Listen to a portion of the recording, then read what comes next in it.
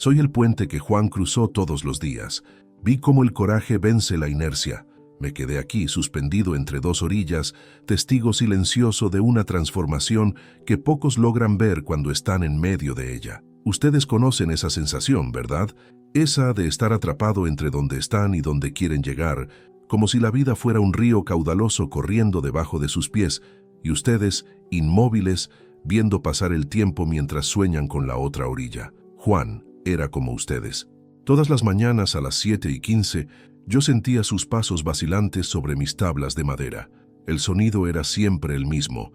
Primero la suela derecha tocando mi superficie con una fuerza que delataba determinación, después la izquierda, más leve, cargada de duda. Era como si la mitad de él quisiera correr hacia adelante y la otra mitad quisiera volver a la seguridad de la orilla conocida. Yo conocía ese ritmo porque era el ritmo de la inercia disfrazada de movimiento. Durante meses, observé a Juan cruzar de un lado al otro, yendo a un trabajo que lo hacía marchitarse como hoja de otoño, volviendo a una casa que se había convertido en solo 4 paredes y un techo. Él no lo sabía, pero yo podía sentir el peso creciente que cargaba en los hombros.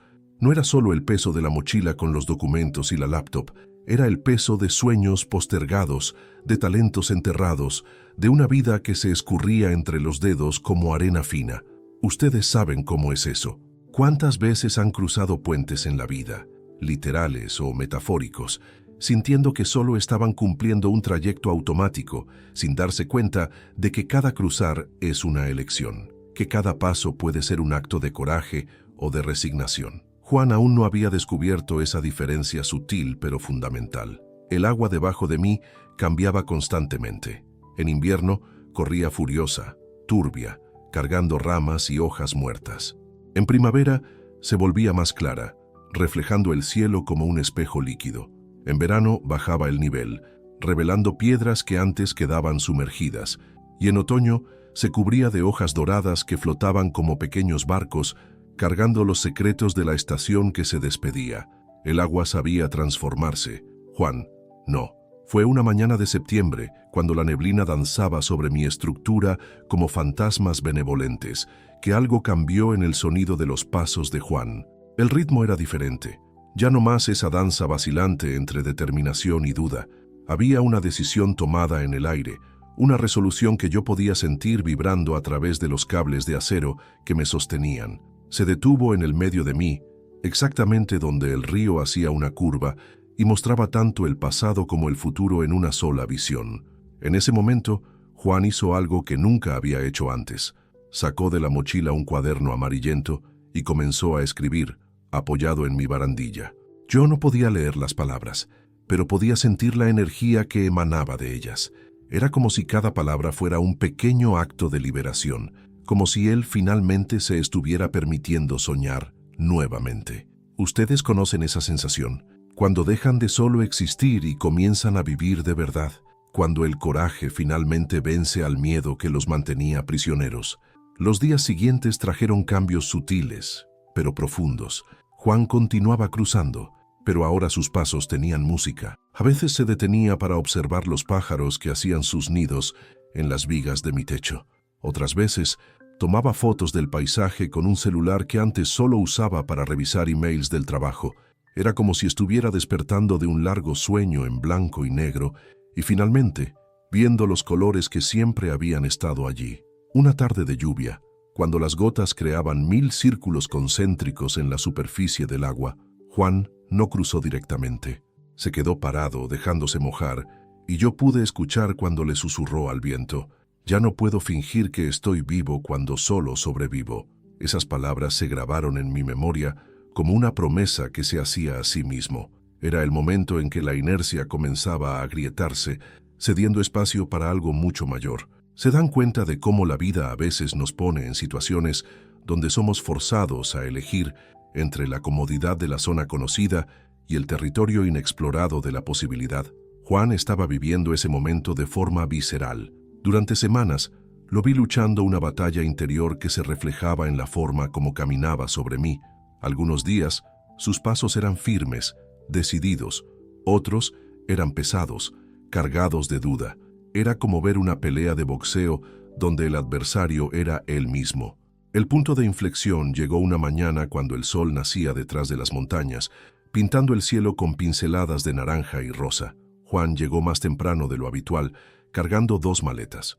No las maletas de quien va a viajar por algunos días, sino las maletas de quien decidió partir. Se detuvo en el centro de mí y miró el agua corriendo debajo. Por un largo momento, nos quedamos allí los dos, yo siendo puente, él siendo hombre en transformación. Entonces, hizo algo extraordinario. Abrió una de las maletas y comenzó a sacar papeles, documentos, objetos que representaban la vida que había construido pero que ya no lo realizaba.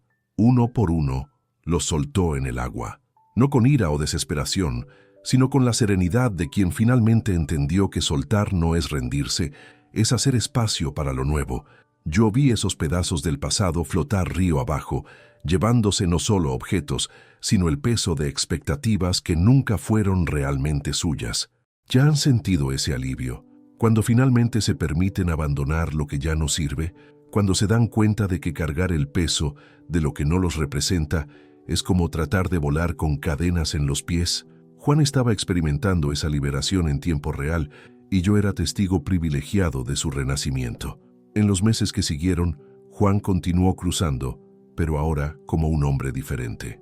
Había cambiado el empleo que lo sofocaba por algo que hacía brillar sus ojos cuando hablaba de eso por teléfono. Comenzó a traer una cámara fotográfica, capturando no solo el paisaje, sino momentos de luz, de reflejo, de movimiento. Había descubierto que la vida no estaba en la llegada, sino en la travesía. Una mañana de invierno, cuando el aire estaba tan cristalino que yo podía ver mi reflejo perfectamente en el agua, Juan trajo a alguien consigo. Una mujer cuyos pasos armonizaban perfectamente con los de él. Caminaron despacio, conversando bajo, y yo pude percibir que no era solo una caminata casual, era un compartir. Juan le estaba mostrando el lugar donde había aprendido que el cambio no es un evento, es un proceso diario de pequeños corajes. Detenidos en el medio de mí, él le contó sobre el hombre que solía cruzar todos los días como autómata y cómo se había transformado en el hombre que ahora elegía cruzar todos los días como un acto consciente de dirección. Ella escuchó en silencio, y cuando él terminó, dijo algo que quedó resonando en mis estructuras. El coraje no es no tener miedo. El coraje es decidir que algo es más importante que el miedo. Fue en ese momento que comprendí completamente lo que había presenciado. No era solo la transformación de un hombre, era la alquimia por la cual cualquier persona pasa cuando decide dejar de ser víctima de las circunstancias y se convierte en arquitecto de su propia experiencia. Juan no había solo cambiado de vida, había cambiado de perspectiva sobre lo que significa vivir. Durante todos esos meses, yo fui más que un puente. Fui un observatorio privilegiado de cómo el coraje se manifiesta no en grandes gestos heroicos, sino en pequeñas decisiones diarias. En la decisión de detenerse y observar en vez de simplemente cruzar, en el coraje de cuestionar en vez de aceptar pasivamente, en la audacia de soltar lo que ya no sirve en vez de cargar por inercia. Hoy, Juan aún me cruza, pero ya no es el mismo hombre que caminaba con pasos vacilantes entre dos mundos. Ahora camina como alguien que entendió que el puente no es solo un medio para llegar del punto A al punto B. El puente es el lugar donde la transformación sucede. Es en el medio del camino, suspendido entre lo que fue y lo que puede ser, que descubrimos quiénes realmente somos y quiénes tenemos el coraje de convertirnos. ¿Se dan cuenta de la belleza de eso? Cómo cada uno de ustedes también está cruzando puentes todos los días, aunque no se den cuenta. Algunos son puentes físicos, como yo. Otros son puentes invisibles entre la persona que eran ayer y la persona que pueden ser mañana, entre el miedo y la acción, entre el sueño y la realización, entre la inercia y el movimiento consciente. La pregunta que dejo flotando en el aire, como las hojas que el agua lleva en su corriente infinita, es esta. Cuando ustedes cruzan los puentes de sus vidas, cruzan como Juan cruzaba al principio, solo cumpliendo un trayecto automático, o cruzan como él aprendió a cruzar, haciendo de cada paso una elección consciente hacia quienes tienen el coraje de convertirse.